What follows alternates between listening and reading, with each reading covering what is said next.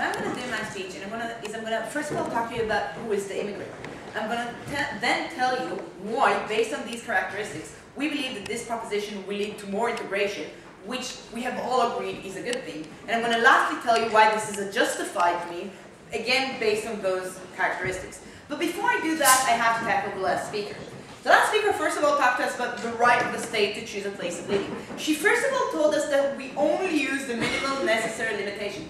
That is just not the case. If someone wants to become an American citizen, i.e. become an immigrant in the United States, they have to learn the language. It's not that we offer them a course of the language, we require them to learn the language. Then she said, well, what we say is we don't interfere with the home. What Michael has proven to you, and she has ignored, is the fact that interfering with where you live leads to you promoting other values that are necessary in order for you to integrate into society. By determining where you live, we determine the fact that you will command the language, that you will be interacting with the culture, that you will understand the new values. Her second point was the point of integration. Now, Mrs. Speaker, I'd like to first point out one thing. The opposition are protecting the status quo. They have to prove to us that under the status quo, a lot of integration is happening. What we have given you is loads of examples of cultural ghettos, of people not integrating into society.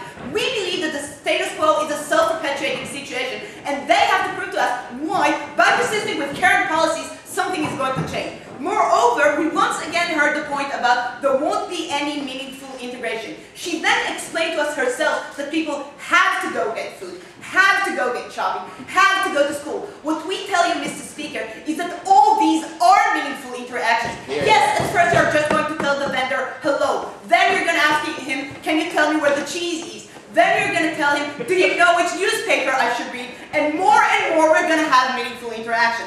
Last but not least, she told us, oh, but under the status quo we have mediators. Mr. Speaker, the fact of the matter is that they are not mediating, they're perpetuating the situation where we have a group within a group, where the immigrants are closing their own communities. We haven't seen the example of the Muslim teacher persuading Muslim parents to let their child enter swimming classes. What we do see is him telling them, oh, you have every right to oppose this, this is against our culture, we should protect our own very secluded culture. So, Mr. Speaker, we do not see how they're promoting integration, and they've agreed with us that integration is a good thing. So, who is an immigrant? Michael characterized it too. We want to first of all emphasize that we're talking about mostly, developing nations, immigrants coming to developed nations. So they usually have low language skills, they're usually underskilled at work, they're usually not familiar with our institutions, and they have different values. Now, why would this proposition lead to more integration? Yes, sir? Okay, they have different values. So that means that they can make different choices from the socioeconomic choice that you are making. And yes, but they chose to come to my country, therefore expressing a desire to understand the values of my country. Unless you prove to me that I somehow forced them to immigrate to my country, I have every right to say my values trump. So, why will this lead to more integration? Well, the opposition themselves have talked to us about the fact that under the status quo, they live in a comfort zone. This comfort zone helps their self-esteem, it helps their economic status, etc., etc. Mr. Speaker, what we tell you is that precisely this comfort zone shows that it isn't a rational choice. They choose the easy solution, but this comfort zone is exactly what prevents them from integrating into society. Because when you can get along without learning the language, when you can get along without changing the values, when you can get along without being introduced to the institutions, why would you bother doing any of that stuff? That is exactly the reason why we currently have those cultural ghettos, and that is why we believe their system doesn't work. What will our system lead to? What we've heard from first proposition was the fact that interaction will lead to more willingness on our part to accept these immigrants, because we will be introduced to them on a personal level. What Michael added to that was the idea that these interactions will happen in a meaningful way, as I've explained in my rebuttal, and that the fact of the matter is that what we see is that under the status quo, they don't have the requirement to adapt, whereas under this proposition, they will have to, because they will not have any other choice. If you don't have that many people who speak Turkish in your neighborhood, you're going to have to learn German. If you don't have that many people speaking Russian in your neighborhood, you're going to have to learn Hebrew. If you don't have that many people speaking Chinese in your neighborhood, you're going to have to learn English. This is why we tell you that these interactions are going to be meaningful. What we moreover say that they've said that we're perpetuating a stigma.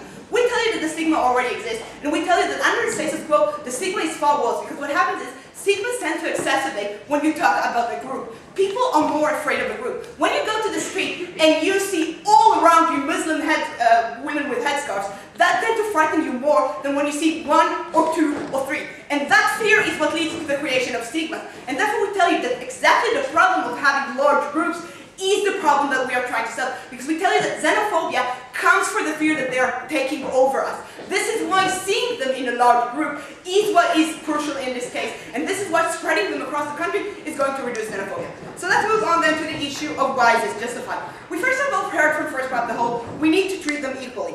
We tell you, Mr. Speaker, first of all, it isn't discrimination if the criteria is relevant. And as we're proving to you, it is relevant. Because, well, a native German doesn't have to learn German, so we don't need to dictate to him to live next to German citizens.